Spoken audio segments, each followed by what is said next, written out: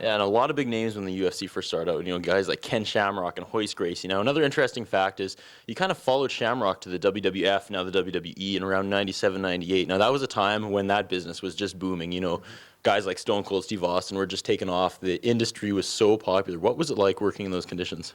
Well, I actually enjoyed. I mean, it's a whole different type of sector, but it's still, you're putting on something that the people want to see. And like I said, you had Stone Cold Steve Austin, you had The Rock that was up on the rise, and The Undertaker always seemed like he was a fan favorite. So it was kind of neat just to see all the behind the scenes inner working that took place to bring a show like that together, and to be a part of that. It was great.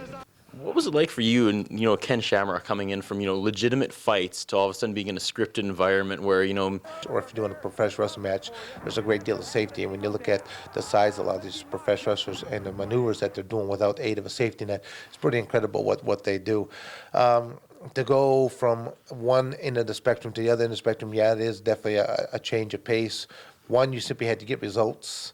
Now you have to go out there and maintain the safety of your partner and doing a lot of this execution of techniques. So it definitely was a change of pace. Actually, I become more nervous doing professional wrestling matches than I ever did doing any of these full contact cage bouts. so now you left the WWE in about 1998. What have you done since then?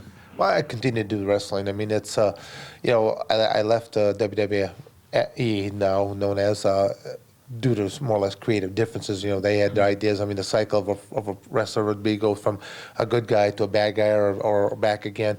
And their ideas of me going really into the evil dark side there was to put like 666 across my forehead and a few other things and become an Undertaker disciple. And I'm like, that's not exactly in my cards right now. So I more or less kind of parted ways, but Vince said, he says, don't be surprised if I want to bring you back someday. And I go, well, you know my number, you know how to reach me right now. But that's something that I live in a small community. I want to know that I can go to a restaurant without people getting too frenzied there and want to come up and disrupt